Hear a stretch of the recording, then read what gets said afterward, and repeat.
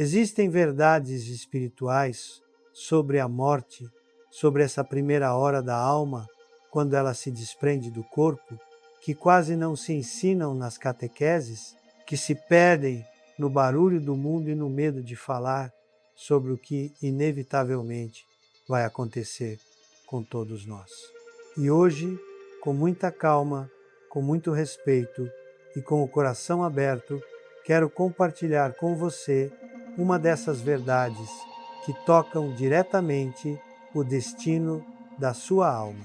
Sabe, ao longo de tantos anos, acompanhando pessoas no momento da despedida, conversando com famílias que perderam seus entes queridos, visitando leitos de hospital, celebrando missas de sétimo dia, eu aprendi que existe uma pergunta que fica guardada no coração de quase todo mundo, mas que poucos têm coragem de fazer em voz alta. E essa pergunta é: o que realmente acontece com a gente quando o coração para de bater? O que acontece naquela primeira hora, naqueles primeiros momentos, quando a alma se separa do corpo? Será que a pessoa sente alguma coisa? Será que ela está sozinha? Será que existe medo ou existe paz? Essas perguntas não são curiosidade vazia, minha irmã, meu irmão. Essas perguntas nascem do amor que você tem por quem já partiu. Nascem da saudade que aperta o peito quando você lembra do rosto da sua mãe, do seu pai, daquele filho que Deus levou cedo demais, daquele esposo, daquela esposa que deixou um vazio tão grande na casa, e nascem também do medo natural que todos nós temos, porque sabemos que um dia vai chegar a nossa vez. E eu quero te dizer uma coisa com toda a sinceridade: não é errado ter medo da morte. Não é falta de fé se perguntar o que vem depois. Pelo contrário, essas perguntas mostram que você está vivo, que você está consciente, que você leva a sério a sua existência e o mistério da vida. E a nossa fé católica, a tradição que a Igreja guarda há mais de 2000 anos, tem respostas para essas perguntas.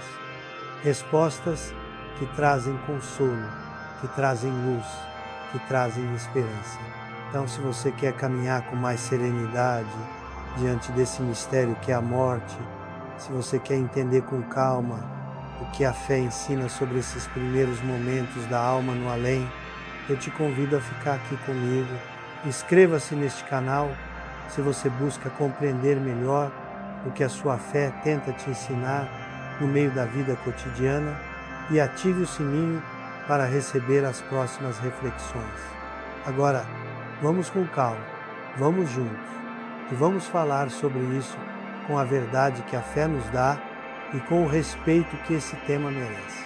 Quando o coração para de bater, quando os pulmões fazem a última respiração, quando os olhos se fecham pela última vez, acontece algo que a ciência não consegue medir, mas que a fé sempre soube. A alma se separa do corpo. Não é uma separação violenta, não é um rasgar, é um desprender-se. Como uma roupa que você tira depois de um longo dia de trabalho, como uma semente que se solta da casca para poder germinar em outra terra.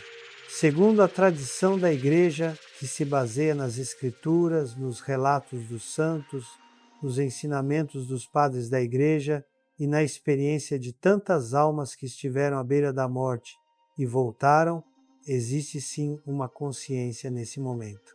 A alma não dorme, a alma não apaga como uma luz que se desliga. A alma acorda para uma realidade que antes ela só intuía, mas que agora se torna clara, límpida, real. E nos primeiros instantes dessa separação, segundo nos ensinam os testemunhos dos místicos e a própria doutrina católica, a alma passa por uma experiência profunda. Ela se vê, ela se reconhece. Pela primeira vez, talvez, ela se vê sem as máscaras, sem as desculpas, sem as justificativas. Ela se vê diante da verdade do que foi a sua vida. E essa verdade não vem de fora para dentro. Não é um julgamento externo. É a própria alma que, diante da luz de Deus, reconhece quem ela foi o que ela fez, o que ela deixou de fazer. Alguns chamam isso de juízo particular, mas eu prefiro chamar de encontro. Um encontro da alma consigo mesmo e com Deus. Um encontro onde não cabem mais mentiras, onde não cabem mais fingimentos, um encontro de verdade absoluta. E essa verdade, minha querida, meu querido, pode ser dolorosa, pode ser libertadora, pode ser as duas coisas ao mesmo tempo. Você já parou para pensar como seria olhar para a sua vida inteira de uma só vez? Como seria ver todas as escolhas que você fez, todas as palavras que você disse, todos os gestos de amor e todos os momentos de egoísmo, tudo junto, tudo claro, tudo iluminado pela presença de Deus? Pois é isso que acontece nessa primeira hora. A alma vê, e ao ver, ela entende. Entende por que certas coisas aconteceram, entende o valor das pequenas coisas que ela fez com amor. Entende também o peso das faltas que cometeu, das oportunidades que desperdiçou, das pessoas que ela magoou. Mas atenção, esse não é um momento de desespero, não é um momento de condenação imediata, é um momento de verdade. E a verdade, quando iluminada pela misericórdia de Deus, sempre abre caminho, sempre oferece possibilidades, sempre dá sentido. Agora você pode estar se perguntando, mas e a pessoa que morreu de repente? E a pessoa que morreu num acidente, num infarto, fulminante, sem tempo de se preparar? O que acontece com ela? Olha, muito em breve vou te explicar isso com clareza. Mas antes, preciso te dizer uma coisa importante. Deus não é pego de surpresa pela nossa morte. Deus não fica assustado quando alguém morre de repente. Deus já sabia. Deus já estava preparando aquela alma, muitas vezes de formas que a gente nem percebe. E nos primeiros instantes após a morte, a misericórdia de Deus se manifesta de maneiras que a gente nem consegue imaginar. Sabe, tem uma coisa que eu aprendi ao longo desses anos todos de sacerdócio. Deus não é um burocrata. Deus não é um funcionário da justiça terrena que pega um papel e vai conferindo item por item para ver se você passou ou não passou no teste. Deus é Pai, Deus é Mãe, Deus é amor. E o amor verdadeiro não abandona o filho na hora mais difícil. Então, nessa primeira hora, a alma não está sozinha, nunca está sozinha. Mesmo que ela tenha vivido uma vida inteira se sentindo sozinha, mesmo que ela tenha morrido sozinha num quarto de hospital, mesmo que ninguém da família tenha chegado a tempo de segurar a mão dela, ela não está sozinha diante de Deus. A tradição católica nos ensina que nesse momento a alma pode experimentar a presença de seu anjo da guarda, aquele anjo que Deus designou para acompanhar aquela pessoa desde o momento da concepção, que esteve ao lado dela a vida inteira, mesmo quando ela não acreditava, mesmo quando ela não rezava. Esse anjo está lá e a função dele não é acusar, não é julgar. A função dele é acompanhar, é consolar, é conduzir.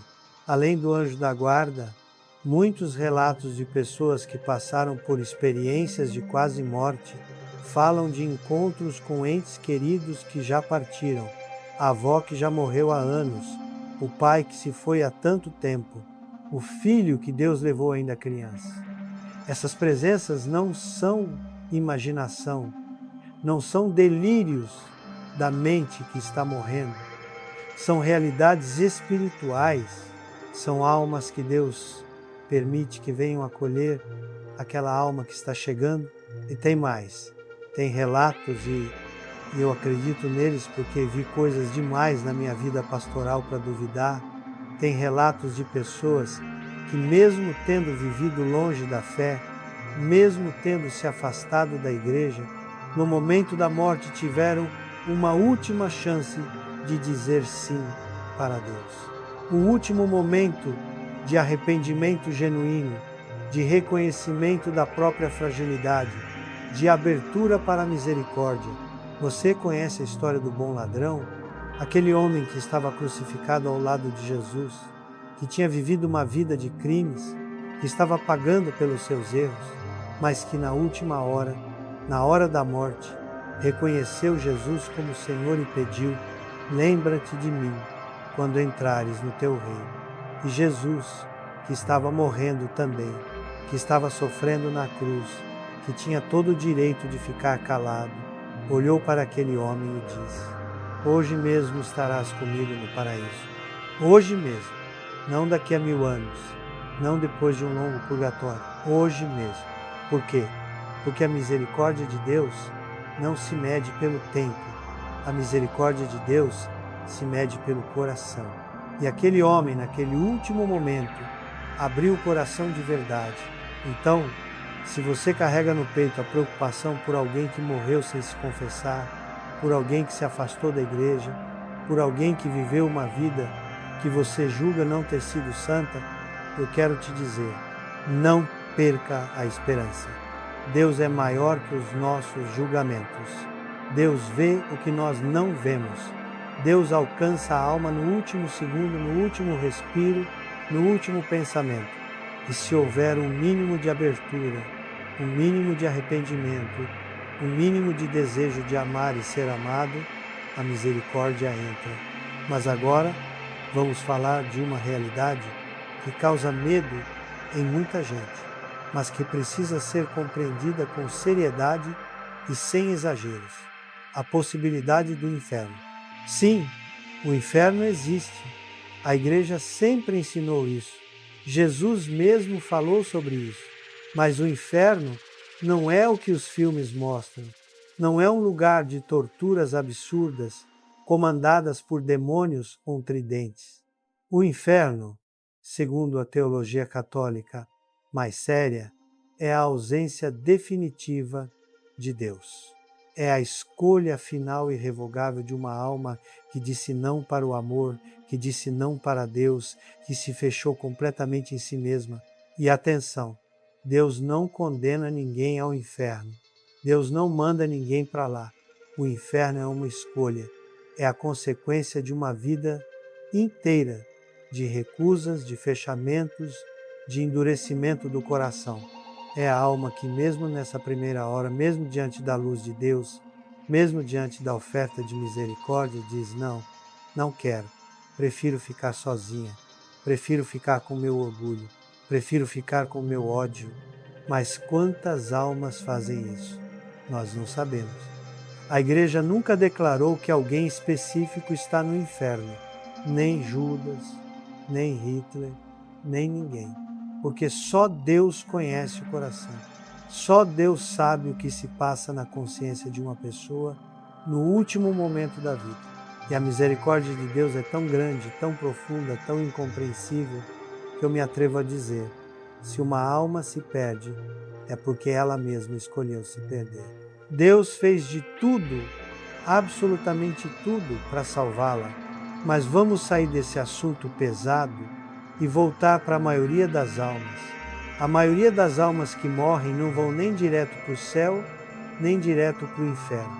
A maioria das almas, segundo a doutrina católica, passam pelo purgatório. E o que é o purgatório? Não é um terceiro lugar entre o céu e o inferno. O purgatório é um estado, é um processo, é uma purificação. É como quando você chega em casa depois de um dia inteiro de trabalho na roça, na feira, na rua, e antes de entrar na sala de visitas, antes de sentar na mesa para jantar, você precisa lavar as mãos, tirar as roupas sujas, tomar um banho, não porque você seja uma pessoa má, mas porque você está suja, você está cansada, você precisa se limpar para estar apresentável, para estar em paz, para estar bem. O purgatório é isso, é o banho da alma, é a limpeza final, é a preparação para entrar na casa do Pai. E por que a alma precisa disso? Porque ao longo da vida, mesmo a pessoa que tentou viver bem, mesmo a pessoa que rezou, que foi à missa, que ajudou os outros, mesmo essa pessoa acumulou faltas pequenas, apegos desordenados, egoísmos sutis, mágoas guardadas, ressentimentos escondidos, e tudo isso precisa ser purificado. Imagina você chegando diante de Deus, que é luz pura, que é amor puro, que é santidade absoluta, carregando ainda essas manchas, você mesmo ia sentir vergonha, você mesmo ia querer se esconder. Não porque Deus vai te rejeitar, mas porque você vai perceber que não está preparada para aquela intimidade, para aquele abraço, para aquela comunhão total. E aí vem a pergunta que eu sei que está no seu coração: isso dói? Purgatório é um sofrimento? Olha, os teólogos discutem muito sobre isso. Alguns dizem que sim, que há um sofrimento, mas não um sofrimento físico, porque a alma não tem mais corpo. É um sofrimento espiritual. É a dor de se ver imperfeita diante da perfeição. É a dor de reconhecer o quanto você poderia ter amado mais e não amou. O quanto você poderia ter perdoado e não perdoou. O quanto você poderia ter sido generosa e foi mesquinha. Mas outros teólogos, e eu tendo a concordar com eles, dizem que mesmo essa dor é temperada por uma paz profunda. Por quê? Porque a alma no purgatório já está salva. Ela já passou pelo juízo particular. Ela já sabe que vai para o céu. Ela já está segura de que não vai se perder. Então, é como a dor de um parto. Dói, mas é uma dor com sentido. É uma dor que gera vida. É uma dor que você suporta porque sabe que no final vai ter o abraço, vai ter a alegria, vai ter o encontro. E tem mais uma coisa linda sobre o purgatório. As almas que estão lá podem ser ajudadas por nós, que ainda estamos aqui. As suas orações, as suas missas, as suas esmolas oferecidas em intenção daquela pessoa que morreu, tudo isso tem valor.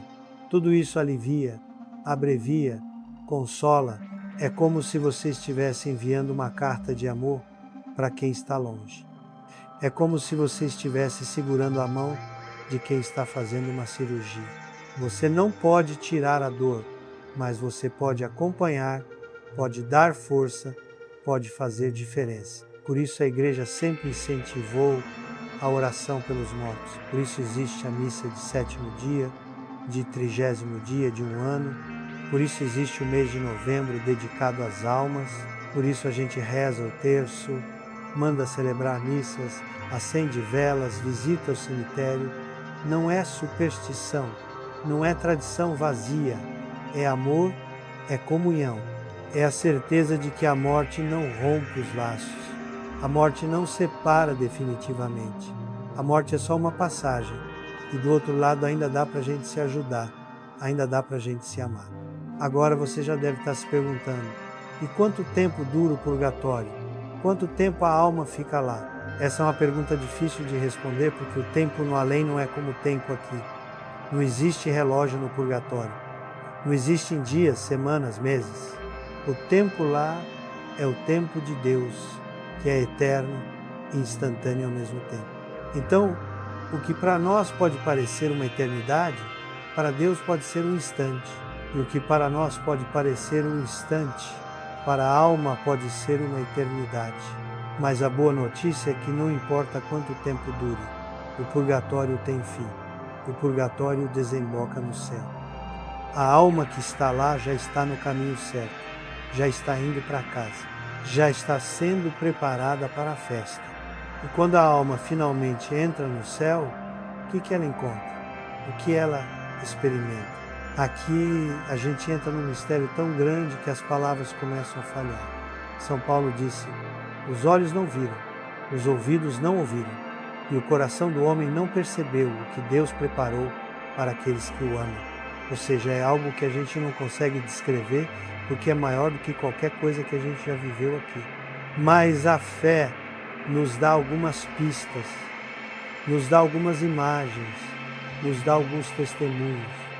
E o que esses testemunhos dizem é que o céu é a comunhão plena com Deus.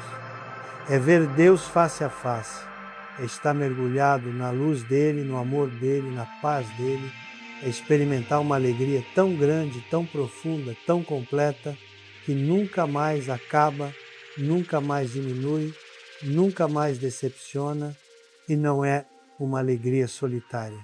No céu você reencontra todo mundo que você amou e que partiu antes de você. Você reencontra os seus pais, os seus avós, os seus filhos, os seus amigos. Você reencontra até aquelas pessoas que você perdeu o contato aqui na Terra, mas que estão lá, esperando por você, torcendo por você, rezando por você. E tem mais. No céu você vai conhecer os santos, você vai conversar com São Francisco, com Santa Teresinha, com Padre Pio, com Nossa Senhora. Você vai viver numa comunidade de amor tão grande, tão bonita, tão perfeita, que nunca mais vai sentir solidão, nunca mais vai sentir tristeza, nunca mais vai sentir medo. Mas eu sei o que você está pensando. Você está pensando, tudo bem, Padre, mas eu não sou santa, eu não sou perfeita, eu cometo erros todo dia, eu brigo com meu marido, eu fico irritada com meus filhos, eu falo mal da vizinha, eu guardo rancor, eu sou preguiçosa para rezar. Como é que uma pessoa como eu pode chegar ao céu? E eu te respondo, é exatamente para pessoas como você, como eu, como todos nós, que Jesus morreu na cruz. Jesus não morreu pelos santos, Jesus morreu pelos pecadores. Jesus morreu para abrir o caminho do céu, para gente imperfeita, para gente fraca, para gente que cai e levanta, que erra e tenta de novo. O que Deus espera de você não é perfeição. O que Deus espera de você é sinceridade, é humildade, é o reconhecimento de que você precisa dele, é o desejo genuíno de amar, mesmo quando você falha nesse amor. É a disposição de perdoar, mesmo quando custa. É a coragem de pedir perdão quando você erra. E sabe o que mais? Cada vez que você faz isso, cada vez que você se arrepende de verdade, cada vez que você se levanta depois de uma queda, cada vez que você escolhe o bem, mesmo quando o mal parece mais fácil, você está preparando a sua alma para aquela primeira hora após a morte. Você está limpando a casa, você está arrumando os cômodos, você está se preparando para o encontro. E quando chegar esse dia, e ele vai chegar para todos nós, você não vai estar despreparado, você não vai estar perdido. Você vai reconhecer a voz de Deus, porque você já a ouviu antes nas suas orações, nas suas leituras, nas suas missas. Você vai reconhecer a luz de Deus, porque você já a viu antes, nos momentos de paz, nos momentos de consolo, nos momentos em que você sentiu que não estava sozinha. Eu quero falar agora de uma coisa que me emociona muito e que acho que vai tocar o seu coração também. Quero falar sobre o que acontece com as almas das crianças que morrem. Porque eu sei que muitas de vocês que estão me ouvindo perderam filhos, perderam netos, perderam sobrinhos, e essa dor é tão grande, tão profunda, que às vezes parece que não vai passar nunca. Eu já celebrei muitos funerais de crianças. Já segurei no colo mães desesperadas que não entendiam por que Deus levou o filho delas. Já vi pais que perderam a fé depois de enterrar uma criança. E eu entendo. Eu entendo porque não tem lógica humana que explique a morte de uma criança. Não tem consolo fácil. Não tem palavra que seja suficiente. Mas a fé nos diz algo lindo sobre essas almas pequeninas. A fé nos diz que as crianças que morrem, especialmente as que ainda não chegaram ao uso da razão, as que ainda não puderam pecar de forma consciente, essas crianças vão direto para Deus. Elas não precisam passar pelo purgatório, elas não precisam de purificação porque ainda não se mancharam. Elas são como flores que Deus colheu antes de murchar. E eu acredito, com tudo que eu sou, que essas crianças se tornam anjos de guarda das suas famílias, que elas intercedem por vocês, que elas continuam amando vocês do céu e que um dia, quando você chegar lá, vai ser essa criança já crescida na glória de Deus, quem vai correr ao seu encontro e te levar pela mão até o Pai. Então, se você perdeu um filho, se você perdeu um neto, não pense que ele está sofrendo, não pense que ele está sozinho. Ele está bem, ele está em paz, ele está feliz e ele está esperando por você. Agora eu quero voltar um pouco para aquela primeira hora e falar de uma coisa que intriga muita gente. O que a alma vê nesse momento? O que ela percebe?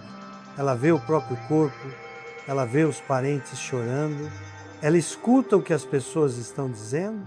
Existem muitos relatos de experiências de quase morte que sugerem que sim, que a alma, naqueles primeiros momentos, ainda tem alguma percepção do mundo material. Pessoas que quase morreram e voltaram contam que viram o próprio corpo lá embaixo, viram os médicos tentando reanimar, viram os familiares chorando do lado de fora do quarto. Algumas até contam que tentaram falar, tentaram avisar que estavam bem, mas ninguém as ouvia. A igreja não define isso como dogma, mas também não nega essas experiências. E o que eu acho, baseado no que eu vi e no que eu estudei, é que Deus permite que a alma, naqueles primeiros momentos, ainda mantenha alguma conexão com o mundo que ela está deixando. Talvez para se despedir, talvez para se acostumar com a nova realidade, talvez para que ela não se sinta arrancada violentamente da vida, mas conduzida com delicadeza para a vida nova. Mas essa percepção não dura muito. Logo a alma se volta totalmente para Deus. Logo ela se desprende completamente do corpo, das coisas materiais, das preocupações terrenas, e aí começa realmente a jornada eterna. Uma coisa que também me perguntam muito é: vale a pena velar o corpo? Vale a pena fazer velório, funeral, enterro, com toda aquela cerimônia? Ou isso é só costume, só tradição? Olha, eu vou te dizer uma coisa: o velório não é para o morto, o velório é para os vivos. A alma já se foi, a alma já está na presença de Deus. Mas o corpo, que foi o templo dessa alma, que carregou essa pessoa a vida inteira, que foi abraçado, beijado, amado, esse corpo merece respeito, merece despedida, merece honra. E mais do que isso, os vivos precisam do velório, precisam daquele tempo para processar a perda, precisam olhar para o corpo e aceitar que a pessoa realmente se foi. Precisam chorar, abraçar outros que também estão sofrendo, rezar juntos, lembrar juntos. Tudo isso faz parte do luto, tudo isso faz parte da cura. Então sim, vale a pena fazer um velório digno, vale a pena celebrar uma missa de corpo presente, vale a pena acompanhar o enterro, não por obrigação, não por medo do que os outros vão pensar, mas por amor, por respeito, por despedida. E durante o velório, durante o enterro, não tenha vergonha de chorar, não tenha vergonha de sentir raiva, de fazer perguntas, de gritar para Deus se for preciso. Jesus chorou diante do túmulo de Lázaro. Jesus se angustiou no Getsêmani. Jesus gritou na cruz. Se Jesus passou por tudo isso, você também pode. Deus não se assusta com a sua dor. Deus não te condena por estar sofrendo. Pelo contrário, Deus acolhe, Deus abraça, Deus chora com você.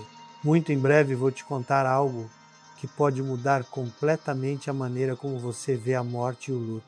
Mas antes disso, preciso te falar sobre uma realidade que pouca gente comenta, mas que é fundamental: a importância da preparação para a morte. Você não precisa ficar obcecada com isso. Você não precisa viver pensando na morte o tempo todo, mas você precisa estar consciente de que ela vai chegar. E quando ela chegar, é bom que você esteja pronta. Pronta espiritualmente, pronta emocionalmente, pronta até materialmente. Espiritualmente significa viver em estado de graça, confessar os seus pecados com regularidade, comungar sempre que puder, rezar todos os dias, cultivar uma amizade com Jesus. Porque se você vive assim, quando a morte chegar, você não vai ter medo. Você vai estar indo para casa, vai estar indo encontrar um amigo que você já conhece. Emocionalmente significa fazer as pazes com as pessoas, pedir perdão para quem você magoou, perdoar quem te magoou, dizer as palavras de amor que você tem guardadas no peito, porque quando a morte chega de repente, não dá tempo, e aí você fica com o remorso, fica com o peso de não ter dito, de não ter feito, e materialmente significa deixar as coisas em ordem, fazer um testamento se for necessário, deixar claro como você quer que seja o seu funeral, conversar com a família sobre doação de órgãos, sobre enterro ou cremação, sobre onde você quer ser enterrada. Isso não é pessimismo, isso não é falta de fé, isso é responsabilidade, e isso é amor pelos que vão ficar.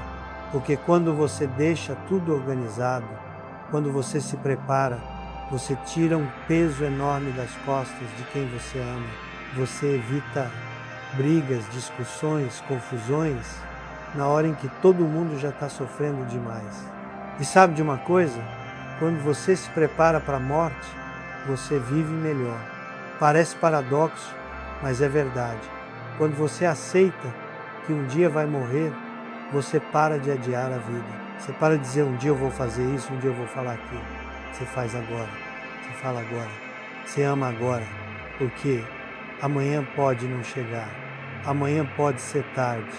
E o que você não fez hoje, o que você não disse hoje, pode ficar para sempre no reino do que poderia ter sido e não foi.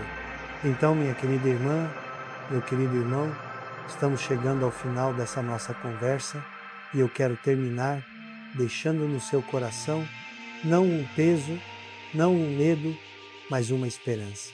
Uma esperança que nasce da fé, uma esperança que vem de saber que a morte não é o fim. A morte é só uma passagem, uma porta que se abre para a vida verdadeira, para a vida eterna, para a vida que nunca mais acaba. Aquela primeira hora após a morte, aqueles primeiros momentos em que a alma se desprende do corpo e entra na eternidade, são momentos sagrados, são momentos em que Deus se faz presente de uma maneira especial, acolhendo, consolando, iluminando. Não importa como você viveu, não importa quantos erros você cometeu, se houver no seu coração, no dia em que chegar a sua hora, um mínimo de arrependimento, um mínimo de abertura, um mínimo de desejo de amar e ser amada, a misericórdia de Deus vai te alcançar. Porque Deus não é um juiz frio que está esperando para te condenar. Deus é um Pai amoroso que está esperando para te abraçar. Deus é uma mãe carinhosa que está preparando a casa para a sua chegada. Deus é o amor que você sempre procurou e que finalmente vai encontrar, sem véus, sem distâncias, sem fim. E enquanto esse dia não chega, enquanto você ainda está aqui nessa terra, vivendo a sua vida cotidiana com todas as suas alegrias e tristezas, com todas as suas lutas e vitórias, você pode se preparar vivendo com mais amor, vivendo com mais verdade, vivendo com mais perdão, vivendo com mais oração. Cada dia que você acorda é uma oportunidade que Deus te dá para amar melhor, para servir melhor, para ser melhor. Não desperdice essas oportunidades. Não deixe para amanhã o que você pode fazer hoje. Não guarde rancor no coração. Não deixe palavras de amor sem dizer. Não adie abraços. Não adie perdões. Não adie a vida. Porque quando chegar a sua hora, e ela vai chegar para todos nós, você vai querer ter vivido de verdade. Você vai querer ter amado de verdade. Você vai querer ter sido, acima de tudo, uma pessoa que tentou, que se esforçou, que não desistiu. E se você fizer isso, se você caminhar com sinceridade, com humildade, com fé, então naquela primeira hora, após a sua morte, você não vai ter medo, você vai ter paz. Você vai sentir a mão de Deus te pegando pela mão. Você vai ouvir a voz dele te dizendo: vem, filha minha, vem, filho meu, entra na alegria do teu Senhor. A casa está pronta, a mesa está posta. Teus entes queridos estão te esperando. Vem, vem para casa. E não se esqueça dos que já partiram. Não se esqueça de rezar por eles, de oferecer missas por eles, de manter viva a memória deles, porque eles não morreram de verdade, eles só mudaram de endereço. E do lugar onde eles estão, eles continuam te amando, continuam torcendo por você, continuam intercedendo por você. A morte não é uma despedida definitiva. A morte é um até logo, é um nos vemos em breve, é um espera por mim que eu vou chegar.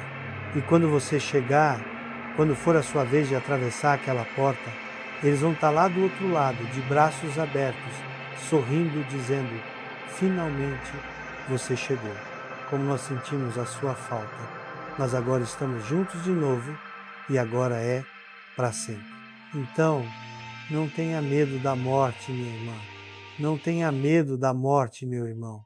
Tenha fé, tenha esperança, tenha amor e viva cada dia como se fosse o último, mas também como se você fosse viver para sempre. Porque de certa forma é exatamente isso que vai acontecer. Você vai morrer um dia, isso é certo, mas você também vai viver para sempre. E essa vida eterna, essa vida verdadeira, essa vida plena já começa aqui, agora, nesse momento.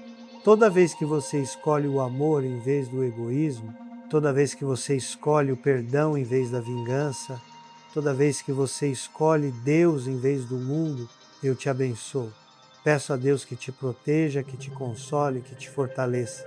Peço que Nossa Senhora, Mãe de todos nós, coloque o seu manto sobre você e sobre todos os seus entes queridos, vivos e falecidos. E peço que quando chegar a sua hora, você não esteja sozinha, mas acompanhada por todos os santos, por todos os anjos e principalmente pelo próprio Jesus, que morreu para que você pudesse viver eternamente. Fique em paz, viva com esperança e saiba que do outro lado, na outra margem desse rio que chamamos morte, tem alguém te esperando com os braços abertos. Alguém que te ama mais do que você pode imaginar. Alguém que preparou um lugar para você desde antes da fundação do mundo. E esse alguém é Deus. Que Deus te abençoe, que Deus te guarde, que Deus te leve no dia certo, na hora certa, para a casa eterna, onde não há mais lágrimas, não há mais dor, não há mais morte, só amor, só paz, só vida. Amém.